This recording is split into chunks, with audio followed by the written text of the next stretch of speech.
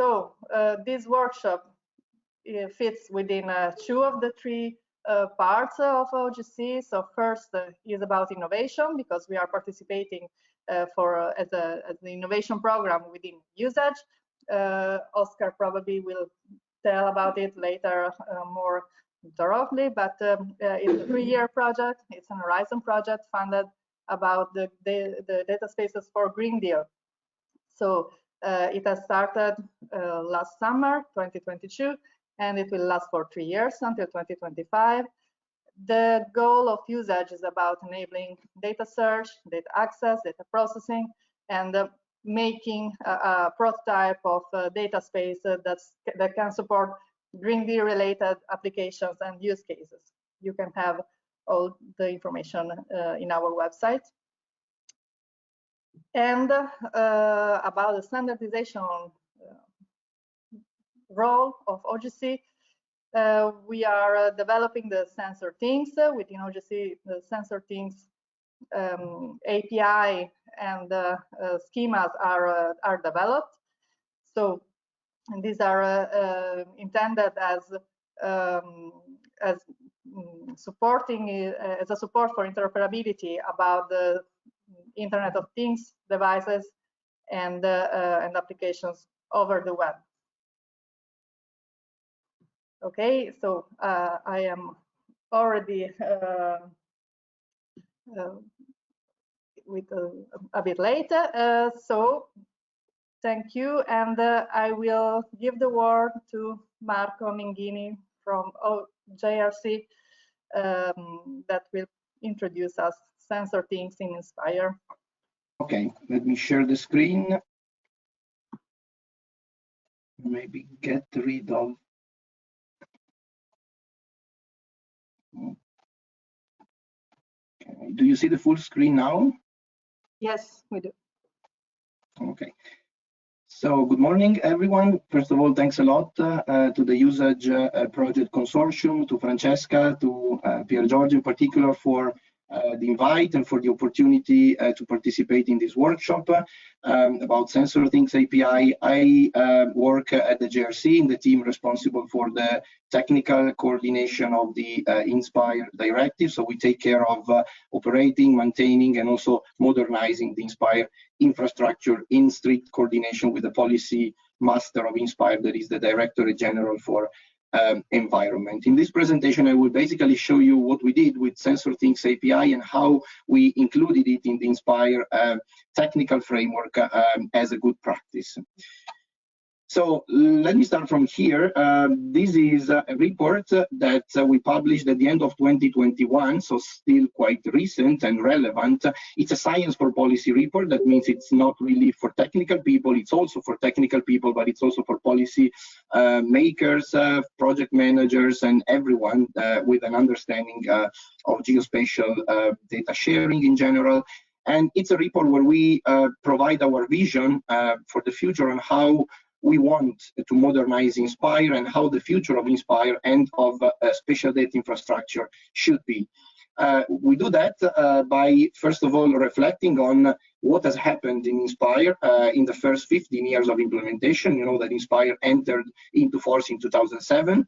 Of course, we learned a lot since then. Many things worked well, many things didn't work so well. So we really take stock of the situation. And then first, we assess the new political context that is around the twin digital and green transition. That is exactly what the Usage project in a way is addressing. So the European Green Deal data space and the policy context in Europe, but also the technological context, which is totally different from what we had 15 years ago. And based on this and based on the lessons learned, we closed the report by developing our own vision for the future of, again, Inspire and SDIs, and also we try to list a number of concrete actions on how we can achieve it. In a nutshell, this is the vision. So these are some conclusions from the report. Data sharing and we could also say interoperability is not a goal in itself, but they are a means to an end. And the final goal should always be to take better decisions to innovate society. And we say that to be sustainable, to remain sustainable in the long term, but also to remain fit for purpose to the current policy agenda, Inspire should more and more blend in with the broader IT ecosystem that exists and that is composed of spatial and non-spatial data, but also policies, infrastructures, institutions, technologies, and so on. Only in this way, Inspire could really attract a broader community of stakeholders and address an increasing number of use cases. Inspire could, in a way, enable its entry level also to non-geospatial people. That could happen only with some ingredients, for example, making the Inspire governance more flexible and more agile, but also by facilitating technical approaches for using or for sharing the data, and adopting standards and technologies that are proven to work in practice. As I said, there are also some actions that we listed in the report. You can, of course, have a look at the report and read all the details. Here, I just want to focus on some of them that are relevant to the presentation and to the role of OGC SensorThings API. From the organizational or governance point of view, we would like to have a governance in Inspire that is not really top-down, that is not bottom-up, but that is really distributed across multiple levels, that is co-designed. It's an ecosystem approach. So we don't want only the data providers that have been the almost only actors involved in the Inspire governance so far, but we would like to have more actors that together interact and generate value, and they co-design really solutions. From the more technological point of view, we would like to ensure always the technological neutrality, avoiding vendor lock-in, of course, but also embracing standards and technologies that are already adopted and already shown to work in practice and to bring benefits. Avoid custom extensions of standards so that Inspire requirements can be satisfied by out-of-the-box solutions without extensions. And finally, embrace well-documented and standard-based APIs. Of course, OGC SensorThings API is one of these. So this leads to the concept of Inspire good practices that we have introduced exactly with the purpose to modernize the infrastructure. It's not just a matter of substituting old technology and standards with new technology and standards. It's a bit more. We would like to adopt new technologies and approaches that add value to the infrastructure, that generate some benefits, that simplify the life of the users of the data and the providers of the data. What are good practices? Actually, these are anything ranging from new technologies or standards, or in general approaches for data sharing and or for data encoding. They typically derive from the experience gained from 15 years of implementation. For example, in Inspire, we used to have the thematic clusters platform. This was a forum with domain-specific discussions and a lot of lessons learned and a lot of feedback, a lot of good practices in the Inspire implementation emerged from that forum. In the screenshot, you have an idea of what are currently the Inspire good practices. Some are candidates, some are endorsed. I will explain later what is the difference, but you can see good practices around data encoding. You can see, for example, GeoPackage on the left. You can see SDMX on the right, for example. Good practices around data sharing, also OGC SensorThings API, but also, for example, OGC API features, and a lot more. Now, who should propose a good practice, who should endorse, who should create it? This is a very important point. It's not the JRC, it's not the Commission that puts the focus on one technology or another and defines and takes care of introducing something or changing the Inspire technical framework. It's the community, it's the stakeholders. So we would like good practices to be community-driven and community-initiated initiatives. And we do that by using collaborative platforms, in particular GitHub, that we are using now for the whole Inspire infrastructure, from our help desks to our good practices to our discussion forums, and so on. how to actually submit and propose and have a new good practice in Inspire. There is a stepwise procedure. The link below points you to the page where this is described in detail, but basically there are 6 steps. Initially, there's an initiation, so the group of people who would like to propose a good practice, typically the group of people who are familiar with the new technology, have to fill a kind of a good practice fiche that explains what the good practice is about, what benefits it brings to Inspire. Then there is the first step of the submission as a good practice candidate to the MIG-T. The MIG-T is the technical subgroup of the maintenance and implementation group. That is the main governance body in Inspire that is formed by representatives of the member states. If the good practice is endorsed as a candidate good practice, then there is an outreach phase. That's very important because this consists in a webinar, typically where the good practice again is explained to the community, advantages and disadvantages are described, and evidence of implementation, existing implementation, is also provided. That's a very key factor. We don't want simply to embrace a new standard or a new technology, but we would like to also see how this works in practice. So evidence of implementation, evidence of benefits is crucial. After that, the good practice can be submitted to the MIG, clearly taking into account possible comments from the MIG-T and or from the community. After the outreach phase, the MIG endorses officially the good practice. Then there are 2 additional steps. The first is the legal scrutiny. That's very important because, you know, Inspire has a very wide and comprehensive legal framework, the directive, but also a lot of implementing rules. So we need to be sure that the specifications of the good practice do not break, do not conflict with any legal requirement under this complex legal framework. So this is just a quick legal scrutiny, typically done by DG ENV, the Director General for the Environment. And finally, there's the feedback. That's very important. Feedback is, in a way, a continuous step that doesn't end.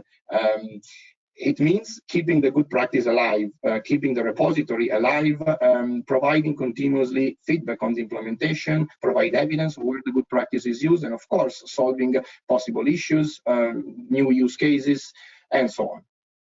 Now, moving to OGC SensorThings API, the good practice proposes it as a new Inspire download service. Clearly, this is an alternative to, in general, OGC sensor observation services and allows to serve dynamic data from sensors. OGC sensor observation services is already clearly an Inspire download service. The idea of the good practice is to propose an alternative, not a replacement. The benefit, of course, is the much easier way to share data, the possibility to perform complex queries, and so on. So I don't spend time here explaining the standard. It is aligned, of course, to the W3C data on the web best practices.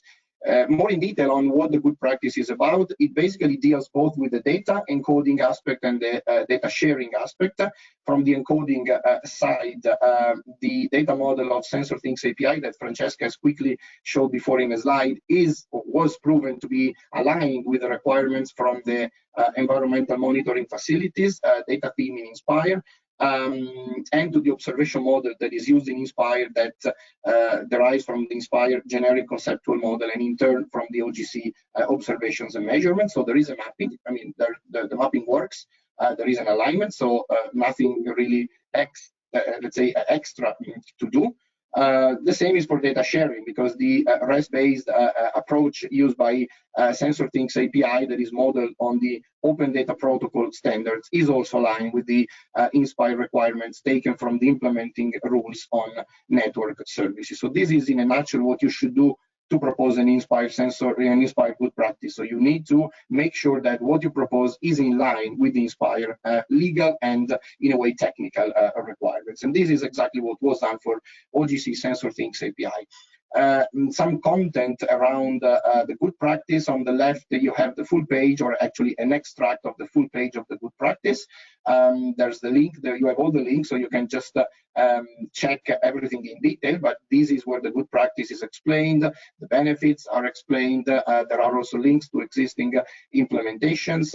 On the right, you have the GitHub repository, or again, an extract of the reading of the repository. Here you can find all the content and all the links, again, to implementations and to the technical details. In the middle of the slide, there's a paper that somehow was instrumental to the submission of the good practice. This was from 2018 and was co-authored by several people that are also here in the workshop. I see Kati here, Steve, Hilke, Sylvain, and others. So my colleagues Alexander and Michael. And this, in a way, was anticipating the good practice, because it was, I think, the first tentative to see whether SensorThings API could be aligned with the requirements of Inspire. Now, I will spend just 1 minute to explain the API for Inspire project. This will be presented later from Kati, as I see from the agenda, but I think it's quite important here to mention, because this was also instrumental to the good practice. It's a study funded under the ELISE action of the ISA Square funding program of the Commission that we launched some 3-4 years ago. The objective of the study was to evaluate the feasibility, the advantages, disadvantages, the implications of using new API-based standards, in particular SensorThings API for dynamic data and OGC API features for static data to serve geospatial data within Inspire, thinking on the investments already made by member states to implement Inspire. So how can we move from, in a way, the legacy infrastructure to a modernized framework? And we explicitly required to address different use cases on a cross-border level, and if possible in multiple domains. The work was very well done, a lot of good results. Here you can see some of them. On the left, the technical report that is publicly available. On the right, there's a website that is basically synchronized with the repository that Kati is maintaining, and provides all the results on the project. Again, links to the implementations. There is also a part explaining the standard, and also in the middle of the slide, you can see basically a link to a workshop or a webinar that was done within the ELISE series of webinars, and that corresponds to the outreach phase or step that I described before. So this was exactly the moment where the good practice was explained to the community, was described. Again, there was an initial session on description of the standard that I would really suggest to all the newcomers in a way, and this was followed by an explanation of why this is useful in Inspire, the mapping, and so on. Final slide is about the next steps on our side in order to follow up with the good practice and in a way to complement its adoption within Inspire. We will add support for it. First, in the Inspire GeoPortal. Inspire GeoPortal is the point of access to all data shared by member states under Inspire, but also in the Inspire Reference Validator, which is the tool we use, the reference tool that member states and everyone uses to check compliance of resources, data, metadata, and also services with the Inspire requirements. Also, a very interesting initiative that is currently ongoing is another good practice, and this is on JSON or GeoJSON encoding for the data. That's important, of course, for SensorThings API, where JSON is the default encoding. So feel totally free to intervene and to contribute to this activity that is currently really happening now. Final point is really something for you as a consortium, as a project. As I said before, the good practice the good practice process ends with a feedback step. Feedback really means keeping the repository alive, showcasing implementation. So please tell us where the good practice, where the standard is used in practice to serve Inspire data, and also provide feedback on the implementation. Does it work? Are there issues? Anything to discuss, and so on. So this is very important, and we really count on you, given the important and the central role of the standard in the project. So that is it, and thanks a lot again. These are the next speakers for the next session.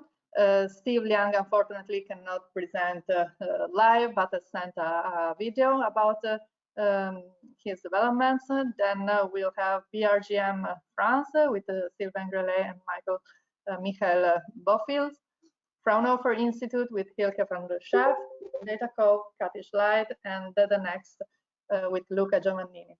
Okay, why am I on this slide? Sorry. Okay. Sorry for the confusion. I'm Kati Schleid from Data Cove, and I'll be bringing you some information, what we've been doing, what we did in the API for Inspire project, and specifically more details on the SensorThings API. Sorry for being a bit geeky, but it's to give you a basic overview of how does the SensorThings API actually work. If you want all the details, look at Marco's presentation. He's provided you all of the recordings of the various training sessions we've done. So API for Inspire, this was a project, as Marco already mentioned. We evaluated both the OGC API features and OGC API SensorThings for use within the Inspire context. Both of these resulted in Inspire good practices. So now both of these APIs are good to go within Inspire. At the bottom of the page, you've got the link to the API for Inspire webpage. There's basically anything you never wanted to know about SensorThings is there. We've tried to do a totally complete tutorial. So anything you'd like to understand better, check it out there. And also, as Marco mentioned, all of this work was funded by the ELISE project as a way of moving Inspire into the future. OGC SensorThings API, it's been an OGC standard since 2016. And the version 1.1, which is essential for working within Inspire, was approved 2020. Once we got that finalized, it was no problem finalizing the good practice. It's got a very nice, simple core data model really embedded in the API. That's a major difference to the normal OGC APIs, which just say provide features, provide tiles, provide records. Here we have a basic core structure, and that's based on the OGC observations and measurements model. And this is one reason it was so easy to transfer the Inspire data models to SensorThings, because the Inspire data models dealing with dynamic data, they're all using the observations and measurements. Since SensorThings uses the same structure, it was very easy to just do the mapping and everything ran. The further bit about it is it's a wonderfully powerful API due to the OData protocol. So it allows some really cool queries. I'll give you some simple examples in a few slides later. And what's really nice is, I mean, it's called SensorThings, but it can be used to provide basically any type of observational or measurement data on anything. So you really don't need a sensor. And I mean, with an API for Inspire, especially since that project, the moment we started, COVID showed up on the scene and we had no events and lockdown, and we had to be creative, and we started thinking out of the box, what can we provide? And a nice series of things I won't be presenting here, but it's all available from the site, is we'd gotten information on air quality and COVID, strong links there. We knew all of the European air quality data is available via Inspire structures. We had 2 long nights and managed to transmogrify the data to SensorThings, had that online. But that really just started getting us going, because then we had the air quality. Then we had the idea, wait, there's all this information on COVID, how many cases, how many vaccinations. That's also just an observation on a thing. So we set up a second endpoint, all available via API for Inspire, providing number of COVID cases. This got us to a really creative point, because then we realized the number of cases isn't relevant if you don't know the population of the region. And so we put up a further endpoint, taking the demography records from Eurostat. And again, we could nicely align these with the spatial units and NUTS regions, provided via SensorThings, and it's there, it's available. Go to API for Inspire, and you can see just how far out of the box you can play with SensorThings. But now going into the details. Here we've got the SensorThings data model, which has already been shown. And I'd like to walk you through what do these individual boxes mean. So the core thing with SensorThings is the thing. This is some real world object where you have your sensor. It can be your monitoring station, it can be the room where you've got your thermometer. And sometimes we actually use this to also play with what we are observing on. But this is always one of the essential real world objects in your setup. It's usually the thing you have your sensor mounted on. But again, you don't need a sensor. All things have a location. or could also have multiple locations. And thing locations can also change over time. So, I mean, the direct location provided here is this thing is exactly here. However, a thing can have multiple locations. I could do one location which has a nice GeoJSON object. I can do a second location which provides a description of the address. I can provide a third location which, let's say, has a wicket encoding of the location. And if my thing starts moving, I mean, this can be something mounted on the ground, but this could be a drone. If the drone moves, it is constantly somewhere else. In order to keep track of where it was, we've got this historical location type, and all locations which are no longer applicable are still retained via the historical location link, and therefore you know where's your thing now and where has your thing been over time. Okay, so now we've got the thing and where it is. Now going on to the data stream. This is what pulls together what type of information are we measuring from that thing. So this groups together the various other bits we see here. I'll describe them in more detail later, but it says this thing is linked to that sensor, which is measuring the following observed property. The observed property could be the concentration of ozone, it could be the number of COVID cases, it could be the water level, it could be the temperature. That's the nice thing about this model is you add a new observed property and you can provide data on new concepts. And when you've got all of that strung together, you then provide the observations provided by that sensor for that observed property linked to this data stream. And now we're going into the details. I've already mentioned a little bit. The sensor is the device which is actually providing the values. This could be some electronic sensor. This could also be a person reporting data. We've used this for biodiversity data. This can be the grad students you send down into the field. This can be some numbers coming from somewhere. So, I mean, when we were doing the COVID case data, our sensor where the national repository is providing current data. Observed property is what is actually being provided in the measurement.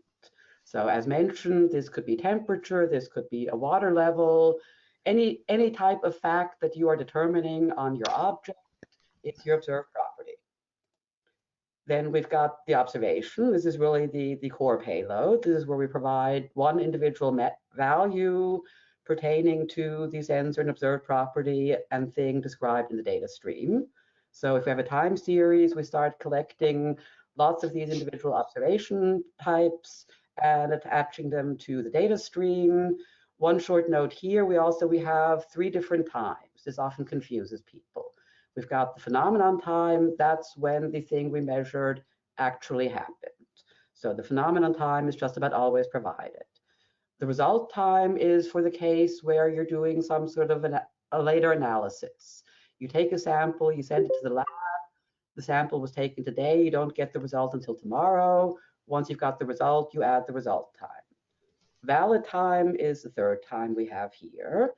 And for normal measurements, this is rarely used. It's used in some cases where you say, I've taken a measurement and I say this value, this counts for the next hour. However, where valid time becomes really valuable is when you're doing various modeling and estimation. And that's a further potential usage of the SensorThings API. You can provide information, not just things that a sensor has measured in the past. You could replace the sensor with a model and have your sensor model something for the future and provide forecasts. If you're providing a forecast, you need to provide information for what time period is this valid. Tomorrow the weather will be sunny, then the valid time is tomorrow.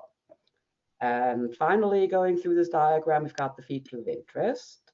These are then the actual real world object this is being monitored. So, I mean, if I have water quality, I could have my environmental monitoring facility. I have my sensor attached. It's measuring water temperature. I have my values. Here I've got my little sample or my sampling point. So this is then the explicit object I'm measuring on. Now going into details of the API. So there's a demo link at the bottom. I'll be making these slides available.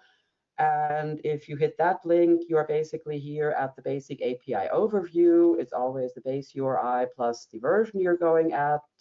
That gives you an overview of all data which is available. So you've got a list of all the different classes provided, can click your way there. If you click into an individual class, here we've got the example for things. So if you click on a link on one of the links, add things, you get a list of all the things that are available in that system. If you want to access an individual thing, if you know the identifier of it, you add the ID in round brackets at the end, and then you get exactly that thing returned. So this is the basic way of how do you access things at the API.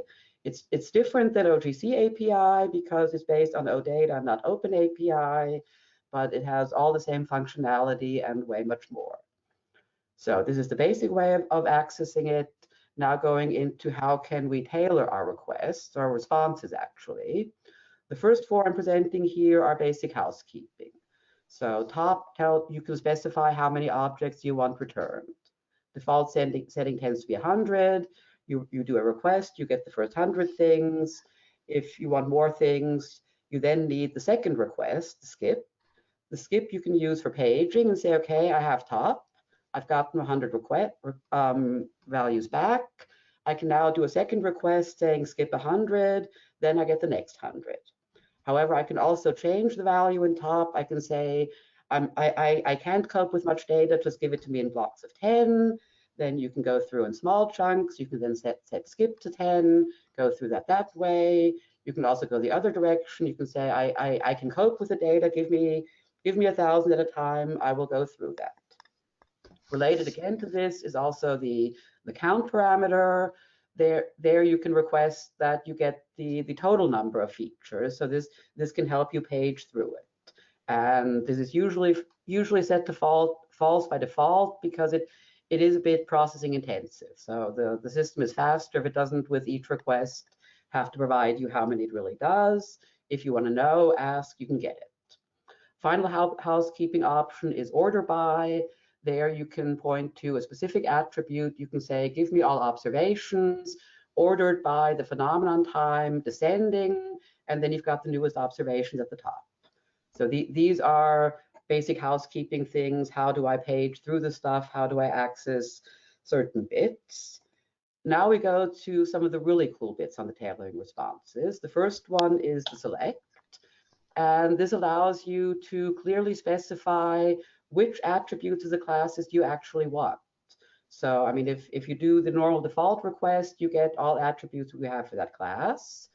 However, that's often overkill. So here's a simple example of one of the things from the air things is one of the German measurement stations.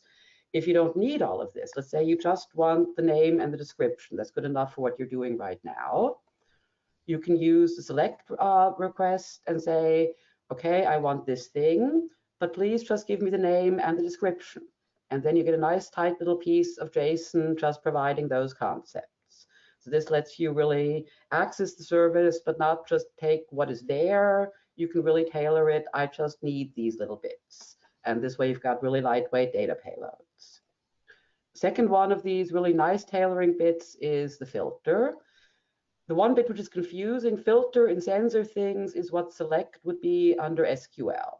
This is where I'm constantly confusing myself. This is how you can create various filters saying, give me all values where this attribute has a specific value. So going to this example, again, we've got the same German station. If I access the endpoint normally, it's the first station that pops up. Let's say I want to see the Austrian stations. I live in Vienna. I want to see the local stuff. So if I want to do that, we've got the country code within our data, so we can filter by the data. And so again, we've got our endpoint. I now haven't specified which object because I don't know which objects are in Austria. But I say filter it on all things where the property's country code equals AT. And the first one that pops up is one of the stations here in Vienna. So that way you can really nicely filter and say which bits do you want, which features do you want returned. Finally, the expand. This is one of the mega cool ones I've yet to see in other APIs. And this lets you really lump the data together as you like it. If you think back to the data model, you've got these 8 different classes linked together. You could view that as a graph. And you can say you start at one class and you go along this model graph and come to the neighboring types, they actually want to provide that also. And I want to inhale that. I want to take that in my belly. So with expand, you can start with one type and say, actually give me the second type nested in. So again, starting with a simple thing, I then expanded it to say, I have my thing, I only have the name and the description. I do that by the select as shown earlier. However, I want to see what data streams are attached. So here I see we've got this data stream attached to this measurement station, and I see they're measuring NO2. So that's the data stream I could then use to go to the observation and then get all of the NO2 measurements at this station. And that's it. Now you get to see the really fun things that have been done with this. Thank you very much, Kathy. Now let's try again with the Steve video, and if it doesn't work, we'll keep it. Calgary, I've been involved in OGC sensor web enablement in particular for a long time, and I'm the chair of OGC SensorThings API Suite and the OGC sensor web enablement week. And I want to share with you exactly my journey and what we are doing at SensorUp, but also how to build a sensor web solution for positive global impact. Okay, a little bit about the company. The story is this: I'm a professor involved in the standard making, and at the very beginning, like on the right hand side, you can see actually I took this picture back in 2004, and we worked together in a small room near Washington DC, and then how to build standards and to enable a sensor web. So it's where it started back then. And we developed the standards, different versions, and then I implemented all the versions. So learned a lot of lessons. And then I was like, okay, how can we share the lesson and to have a real impact, right? So I was like, start a company. So let's start a company to show, okay, my thesis, okay, my concept, and what can be done to show that. So I started SensorUp, and then we started 2011, but didn't have much going on. But 2014 we have our first customer, and then start to to build technology and build a team. Right now we're about 30 people. We are funded by venture capital, so we're ready to run the financing. Hopefully we'll close another round this year. And then our mission is really building a sensor web, make its information accessible and useful, and for positive global impact. And hopefully today I can share some use cases and our thesis about this. So SensorThings, or sensor web enablement, right? It's a core, but just the start. It's not just the end, right? So we're like, okay, how can we build an ecosystem, a tool chain to use the sensor web information and to build solutions, right? And so we have a product called Mission Control. It's a desktop user experience, right? And then we didn't call it a dashboard or viewer. It's a mission control. It's not just about data. It's like after you have data from sensors, so what? After you have dots on the map in real time, so what? We believe actually it's important to have a solution to trigger operational execution in the field. So you can have a loop, data prediction from the models, and to get operational execution to get things done, and the sensor to validate the action has happened, right? So we call mission control. It connects everyone in real time. It enables someone in front of the desktop to work with the sensors and work with people on the boots on the ground.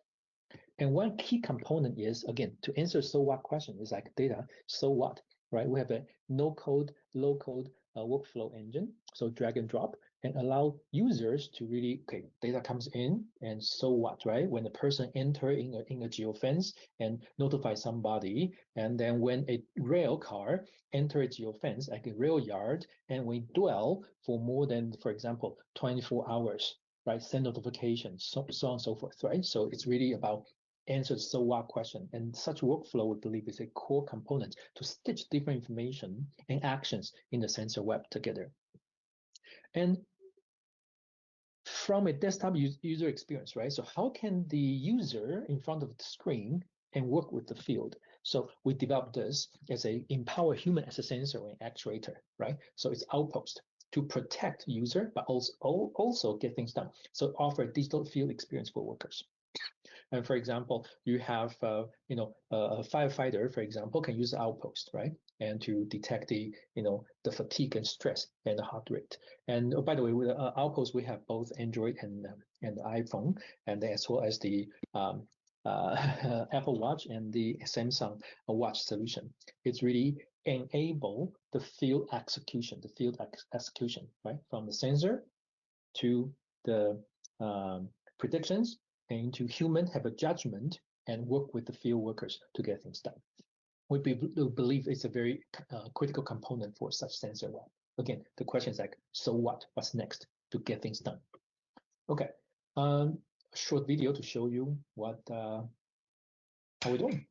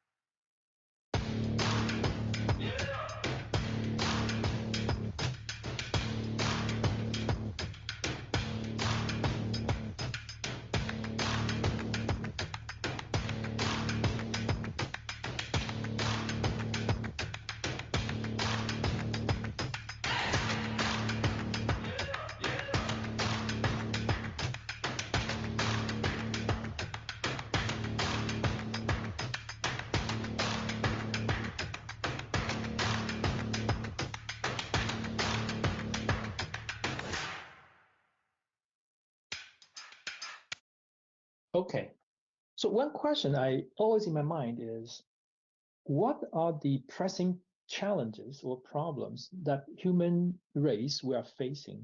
It must use a sensor web as the solution. That's a good question, right? I think so. And then, so that's a good question. So this is the question a message I want to leave, here and to, share with you that what problems we are facing today, you must use a sensor web as the solution.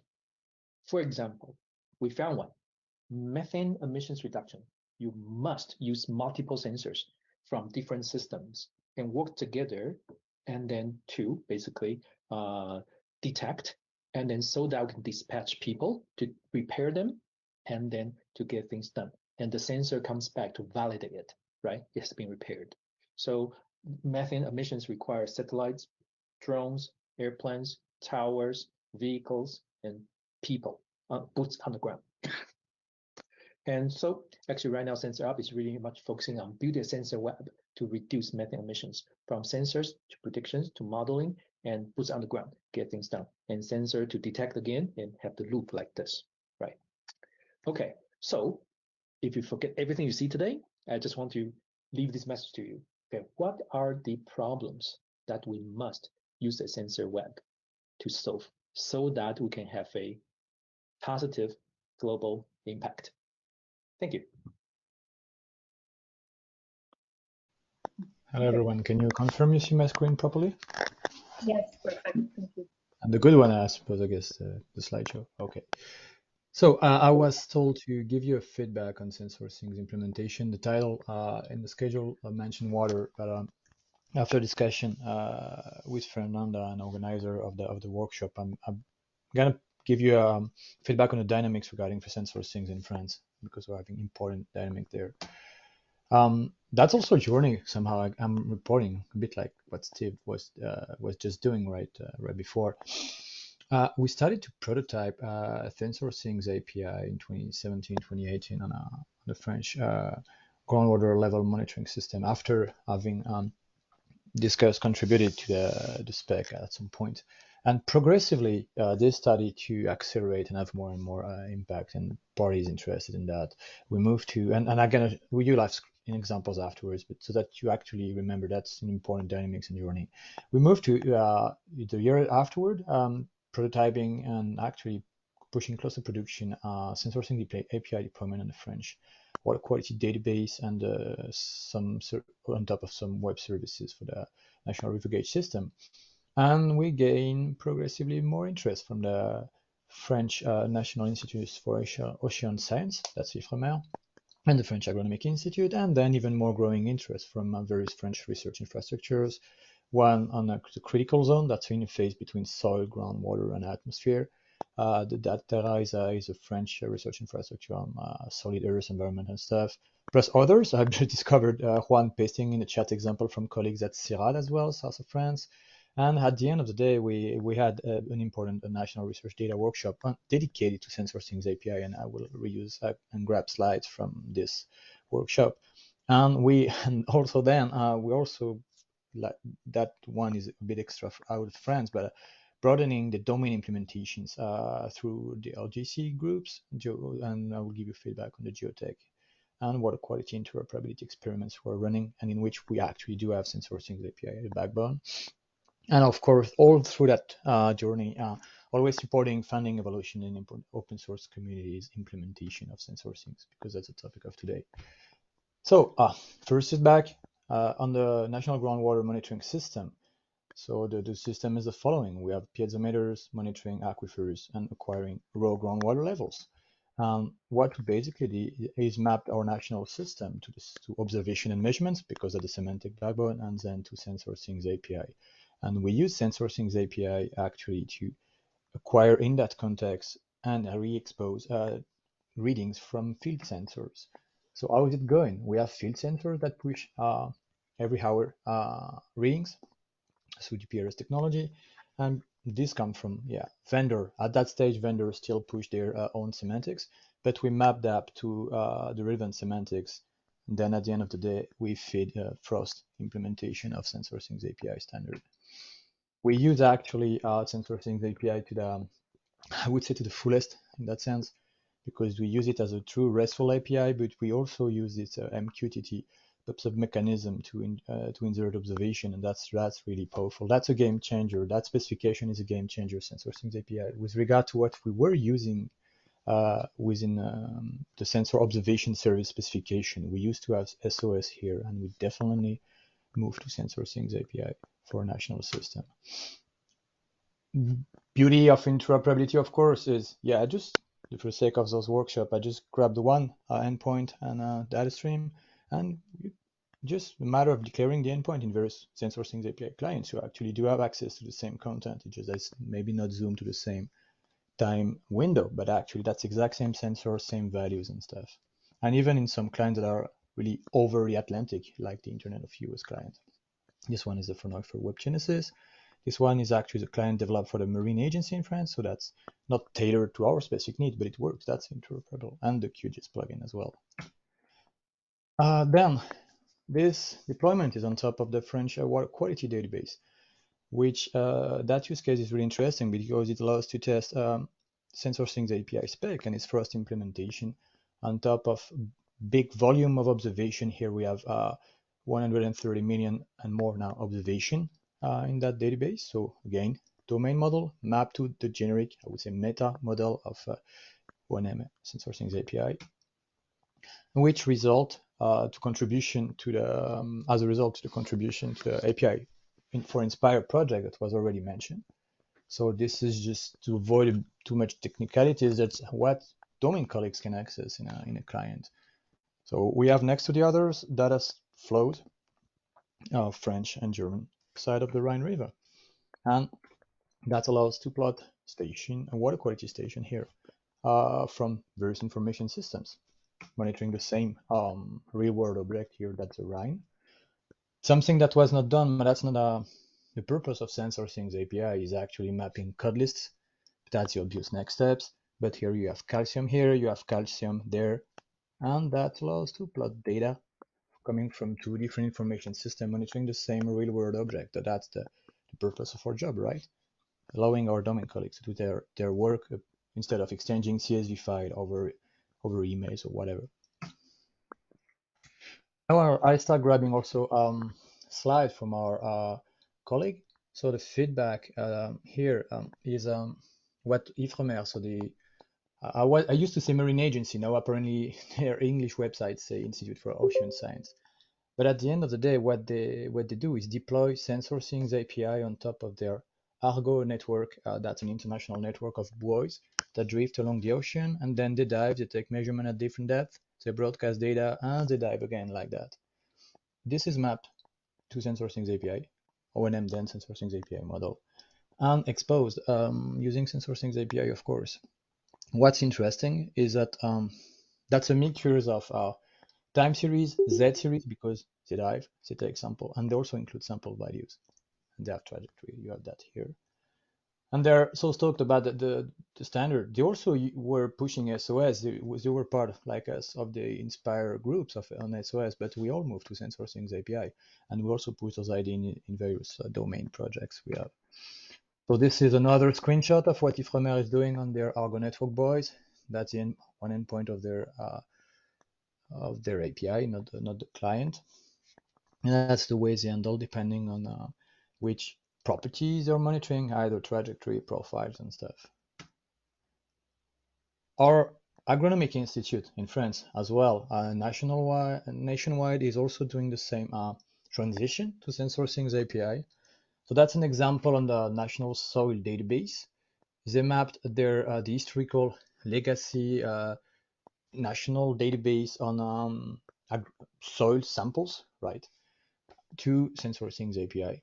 And that's an example of how organic carbon measurement on a sample, a soil sample, looks like mapped to SensorThings API. And then what they did is they ported their model once the prototype phase was okay and validated, and push that to production. Here they are also using a Frost server. The Ifremer, by the way, was not using a Frost server. They use their own deployment. They funded to a French company, OGC Active, that is called Geomatis as well. And at the end of the day, yeah, on the web client, that's an example on Guyana. You can just click for soil sample plots, and you have the agronomic value for the various soil layers. And as I mentioned in the intro, the interest is growing within, as you saw, a French research organization, but also across organization to share data in research organization, in research infrastructures.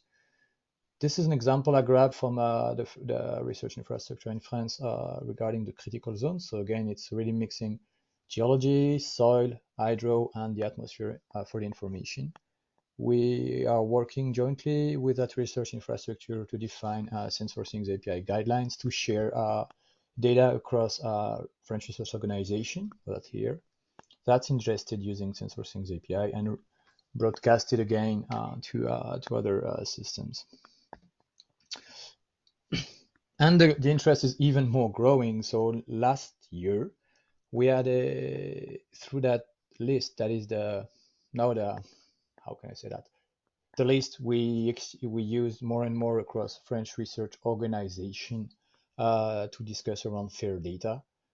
That's interesting because fair data is really more and more important, especially for research organization, but also abroad, as you saw from Francesca introduction on OGC. And we had so many questions about sensor data. Should people stick to SOS? Should they move to SensorThings? Should they do something else? We had a specific workshop webinar on SensorThings, more an intro one that lasted a day, and you had some of the example I reused, and we're progressively moving to hands-on trainings and stuff. So that's really nice. We also heard about, I discovered that today. I don't remember how you named that, but that's the OGC. How did you name that, Francesca? The OGC, I will find that, school or something like that, campus. Would be great to sync on that, synchronize on that. Okay, that's a quick overview of dynamics we've got in France. Two of them are stemming outside Europe and through OGC. So we are quick feedback on two interoperability experiments.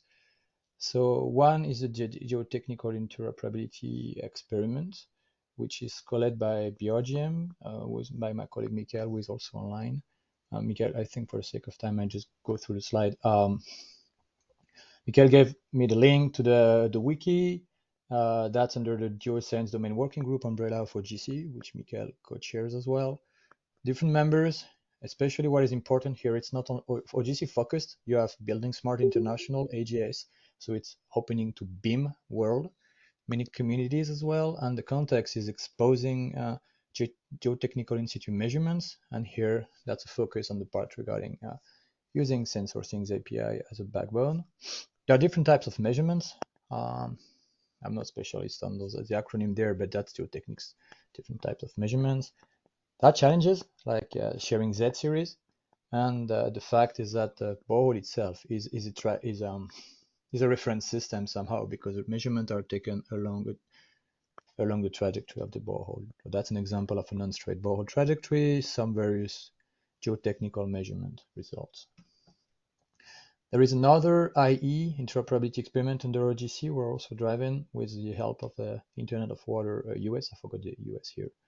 This one is under the OGC Hydro Domain Working Group umbrella. A lot of members. You can see WMO, UNESCO, US EPA, various sides of the world. Go down also to Australia and New Zealand. Our context here is to expose water quality measurement, surface and groundwater across organizations, of course. That's a mixture of in situ sensor, one-time measurements, sample, and subsamples, and sub-subsamples. A lot of that could go to biota, fauna, flora observation, and we have a lot of control vocabularies to deal with. So the backbone of this one is observation, measurement, and sample on the semantic side, and the backbone of on the API side is SensorThings API and OGC API feature. So that's also an important dynamic that is being emerging and going on. Last point that is important is funding through all those exercises I presented. Evolution in open source tools. So on our side, we mainly fund things on Frost. And I mentioned like Ifremer funding activities and other open source implementation of SensorThings. And we plan as well to port to QGIS the STA plugin coming from the Airbrush project, so that's a complete streamline round trip from server to client side. That's really a quick tour. And thanks to Katie, Mikael, and Ilke, and all the colleagues I grabbed presentation to fit content to fit that presentation. If you have question, let me know.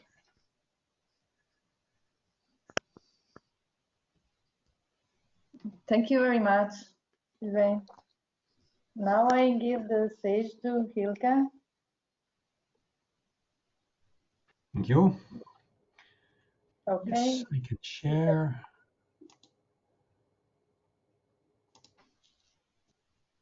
Now everybody sees me double. Always like that. Okay, can everybody see my slides? Yes, perfect.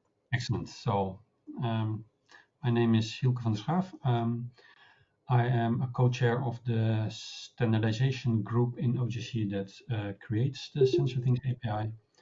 And I'm also the author of one of the server implementations of the SensorThings API called Frost Server. Today I'll give a bit of a live demonstration of some of the implementations in smart city context that exist around the world.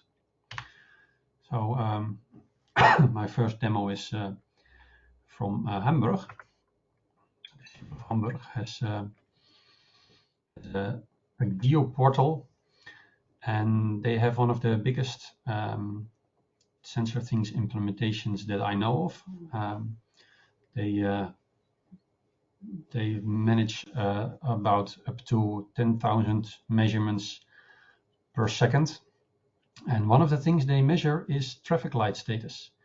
So what you're seeing here right now is lots of blinking lights. And these are actual traffic lights. So here on the top left, we've got a big crossing. And we can see that right now, these pedestrians are green, and now these cars have a green light. Actually, that's the other way around. They're driving this traffic light down here, that's green. So right now, this crossing is green for pedestrians. You can see the pedestrian crossing here changing. And now this traffic light went red, so cars have to stop. So SensorThings API is not just about getting historic data. You can also get push information about the latest measurements as they happen.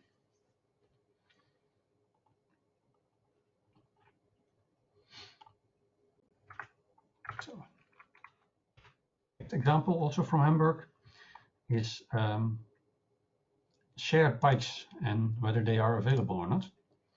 So it's the same geoportal. I just changed the background map. And there they are coming. We got lots of little bikes. So there's bike sharing is quite popular in Germany and in many other countries as well. Of course, if you're traveling somewhere and you're arriving at the main station, you want to know, well, when I get there, can I get a bike? Well, if you get there right now, there is one bike available at this bike sharing station in Hamburg.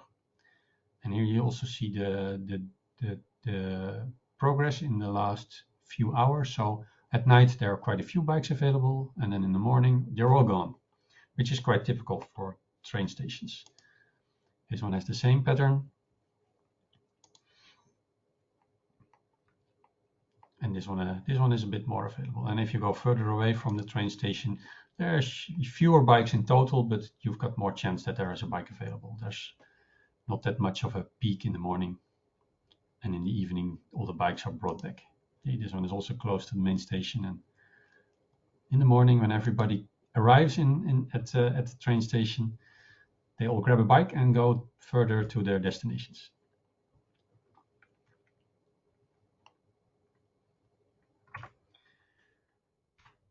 And another example, charging stations, another one of those things where you want to have the latest information. When you're driving around with your car, you want to know, can I charge my car, and where do I have to go to get a place to charge my car? And this image I made yesterday evening, there was quite a bit of red. And here there's still a lot of red. But so this charging station has 2 charging points, and they're both charging, so they're both occupied. And then here's an example. This charging station has 3 charging points, but 2 don't work, out of order. This one has 3 that are completely available. So this is another example. You're traveling into a city and you want to know where are the charging points. And then it's important to have a standard so that you don't need to download an app for Hamburg just to find the charging points in Hamburg. But then the next day you travel to a different city and then you need a different app because, well, different city uses a different API. Well, that's something that the SensorThings API is there for to solve. If all the cities use the SensorThings API, you only need one app and you can find charging points in any city. And here, of course, you also can get push notifications to see the latest change, so that if you're not driving to a station that was reported as being there but has been occupied in the meantime.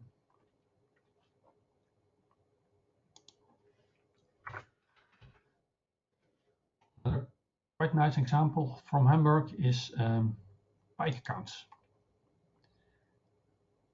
Of course, you can count traffic, like in the traffic lights example, but you can also count bikes. And in here, there's a couple of cameras installed on this bike, on this bridge, or on this point. And here are some more points. And these are infrared cameras. The cameras have a bit of AI in them, so that they know what a bike looks like, and so they can detect bikes. And then they count bikes for intervals of 15 minutes and send the information, to a central server. So the images themselves are never sent anywhere, and the data is also aggregated before it is sent, so you cannot track individual persons. That was very important for the privacy, of course. And then you can get statistics. Let's see. Of yesterday, these are all the bike traffic that passed this point in either direction yesterday. And they've got 2 more points. This is from west to the east, and the other point is from the east to the west. So you can also see, maybe we can actually see a difference here. It's always interesting to try. Here we see a sharp peak in the morning when everybody goes to work, and then at the end of the day, the peak is a bit broader, but because some people work longer, some people work shorter. But this is always interesting to see the sharp peak in the morning.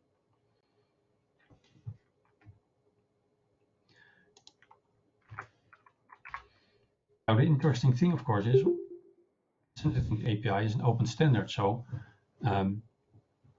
you can have multiple implementations that all read this standard. So here's a completely different web system. This is our Web Genesis system for data management. And here I can show exactly the same data. So this is the same point as you saw in the previous map, but a different system for visualizing it.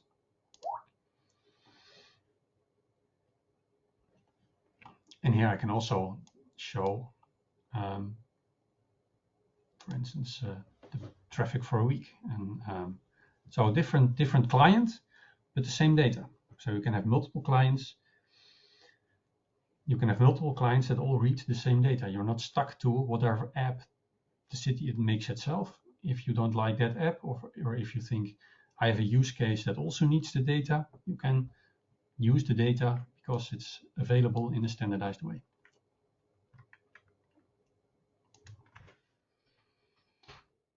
Next, an example from Berlin. Berlin also does bike counts, and they use partly the same platform that Hamburg uses, and they also have a nice image of the location where the count is. This is not a live image because otherwise this guy would have fallen from his bike already. And here you can also, it's a bit of a different user interface because here you can select whether you want to have the direction, both directions. And instead of having different points on the map, they've solved it with a drop-down box. So in the direction of Charlottenburg or in the direction of Mitte. And here you can also select whether you want to see the hourly aggregates or the 15-minute aggregates. So here there is about 400 bikes in an hour passing by this point.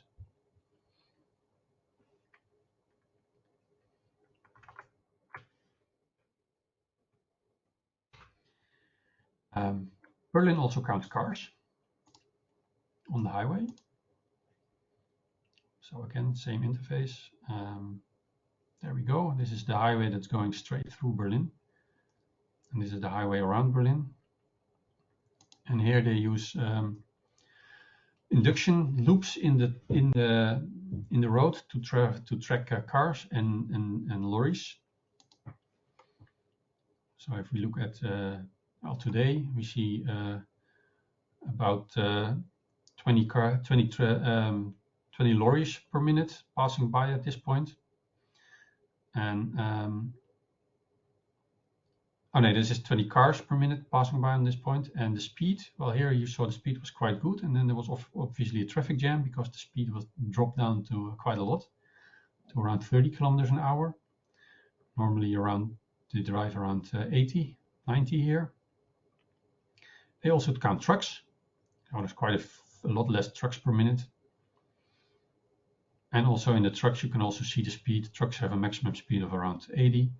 So most trucks indeed drive around 80. And then here was traffic jam around rush hour. And then it went up again and down a bit. And then it's stable again.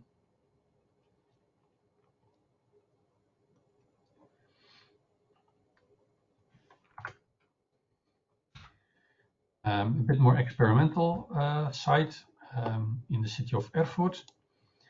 We're experimenting with parking garages. So here we've got a parking garage near the center of Erfurt. And there we can also see the capacity. It has place for 30 cars, and then the occupation is how many cars are really there. And then we show it for a week. You can see when it's getting busy, around in the morning, around 8 in the morning, people start arriving, and then they leave again. but usually there's a few spots available. So if you're looking for a car spot near the center of Erfurt, that's usually a good bet where you'll find a place. Let's see if the others are all that nice. Different car park, capacity. That's a lot bigger, has capacity of 200. And it seems to be always the same filling level. I guess that's not the most reliable sensor. Oh no, that's not, it might be that. Ah, it's this one. They had 700 cars in a parking lot with a capacity of 200. I guess there's something not quite correct in that data. Or maybe this is the capacity. Ah, this is the capacity. They've got they've got mixed. They've got a long-term storage, a long-term parking with 200, and a short-term parking with 700 places. And here you see, well, it was actually full. They had 715 cars in the parking lot there.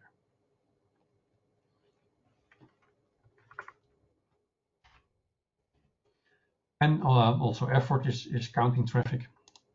So this is an example of Erfurt loading of Erfurt. Here you see the traffic nets, all the roads, all the main roads. So if we look at the highway here, we can see the count of cars, vehicles per hour, up to 1600, and then at night it's a lot less, of course. And they've got the speed, so the average speed. So during the day, there's traffic jams, lots of cars, low speed, and then at night, few cars, high speed. So here you can clearly see that traffic data, the speed and the number of cars are linked together.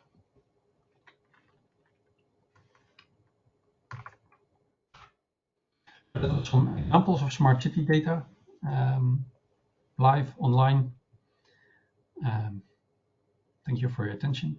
If there are any questions, I think we've got a question round at the end. Thank you very much, Hilke. And now, last but not least, Luca. Okay, so hello everybody. I'm Luca Minghini, and I work for DedaNext, and I will present you our own implementation of SensorThings that we have developed in two different projects. AirBrake, project based partly that has a pilot in Ferrara, the city of Ferrara, where I am now, and another implementation that we did for Project Highlander based in the region. Just a very few words about DedaNext. My company is a software and services company. And we have a research and development department that focuses on many activities, but specifically on those fields related to smart city and sustainability. And within this framework, we developed our own implementation of, well, actually, we leveraged on an existing implementation of SensorThings API. That is the first one that we had the honor of listening to in the previous presentation. So just to be just as a quick idea of what the architecture that we use, it's centered on the cross server, and it's fed. We don't own sensor networks. We actually are aggregators. Let's say we develop dashboards that use that with which you can show and interact with sensor data. So we populate the database behind implementation, connecting to IoT sources, and usually, in general, we actually go to data from those sensor sources, and we use Apache 95. And then of course, as was mentioned, we can then use several dashboards, several viewers, several tools to access the data and show it, interact with it. We have our own geoportal, which is called DedaNext. We developed a plugin for QGIS that is going to be further developed. We will talk a little bit more in detail about this. And of course, you can use whatever else visualization device connected to the process. So, as I was mentioning, well, I will present data and results from two projects. So from Airbreak, we plugged into this type of different sensors. So there's air quality sensors from official measuring stations, local agencies. There's air quality data from stations, so from sensors that were installed by the Municipality of Ferrara. Then data from bike counters and vehicle tracking measuring units. And also, it's not available yet, but there will be also air quality data from low-cost sensors installed in schools and in private houses from private cities. Then in Highlander project, instead, we were plugging into sensors, very specific sensors for environmental monitoring, and sensors that monitor the well-being of trees, so things that are plugged into trees to measure how are they growing and how are they doing, basically. Then sensors that monitor the fire risk in forests, and sensors installed on animals that measure their well-being. And of course, we also took advantage of some endpoints that were already available regarding air quality, and specifically the one set up by the Noardo Institute about the collecting the air quality data from the whole of Europe and from the data collected by the European Environment. So this is the implementation on the DedaNext geoportal, and what I'm showing now is the sensors, the air quality stations, the stations measuring air quality data in Ferrara. And basically, what we did was to develop a plugin that in our intention made it easy to understand. Everything starts from the locations of the sensor, since it is a geoportal. Then by selecting a sensor, you have access to the list of data streams, and by selecting a data stream, you have access to the data either in text or in the form of time series or graphical format. And of course, you can select different time periods, and you can, well, it's not shown, but you can also ask to download the data you are, just the one that you are visualizing it, just in case you want to do something more on that specific data. Then, as I mentioned, we also developed a plugin for QGIS, since we felt that could have been useful for other people, and we also used a lot of QGIS to test our development. And basically, it works as other tools to connect to other data sources. So you can save some endpoints, or you can, of course, add new ones, and then you connect to the data source. In this case, it is an endpoint from the prod server of the Municipality of Ferrara, and you can choose. We implemented this feature since we needed to distinguish between different types of sensors, and we wanted to keep just one implementation of the cross server. So we used the property field of that's available for all of the entities to distinguish, to group and characterize in a different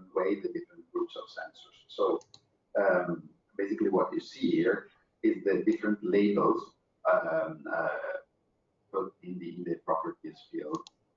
There's an attribute named organization. We just chose that name for the lack of fantasy. We chose that name, and we value organization with different values, and we use that the sensors. So I'm showing now the sensors for from the air quality sensors from the Municipality of Ferrara, and that's it. And of course, then you can, similarly to what we have shown before for our geocode portal, you can select once you have selected the location, you see the list of available data streams, and then you can choose to see the data either in text form or in graph form. And you can again download that specific chunk of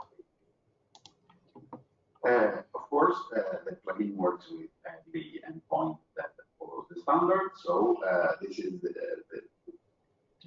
what you can have by connecting to the endpoint, for the air quality data within Europe, the one that I was mentioning before. And as I was saying, again, the plugin groups sensors based on the values of the property field of the location entity.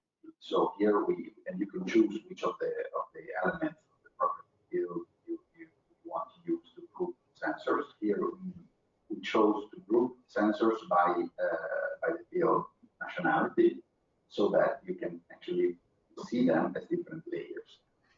And so those are the sensors. You can select any of them, then select the data stream and see the data and download it. I saw in the chat before that someone was asking for available SensorThings endpoints to test possible new implementations. So most of the pointing to the already existing list of those endpoints. And yeah, again, I just wanted to communicate the fact that we plan to develop further that plugin for QGIS that I've just shown, and hopefully we are hoping to make it as a core component of QGIS, so that no more a plugin, but something that is available just by downloading the QGIS versions of QGIS. But that's to be done. And then this is just a quick example of the fact that once you have a standard endpoint, then you can create different tools to connect to the endpoint and visualize and show data in a different way.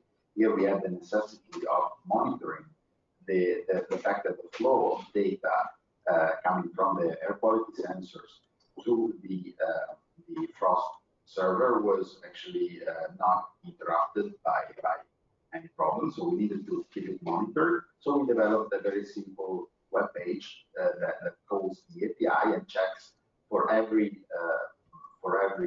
location and every thing connected to every location, checks again the data streams that are published and the last timestamp, the last available observation for every data stream, and it just shows in yellow if there's some data stream that for which the last data available, the last observation available is too far in the past.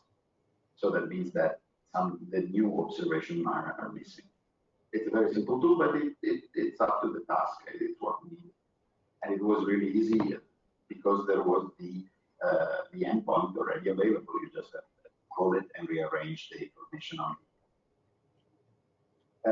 Finally, I promise I'll be very quick, just to show you the types of data we have been working on and the fact that they appear the same if you use different tools. So this is data about tree well-being in DedaNext and in the QGIS plugin. Data about air quality, again in DedaNext and in the QGIS plugin, and data about car transits in the two settings. And that's it. And thank you for your attention. Thank you very much, Luca and everyone.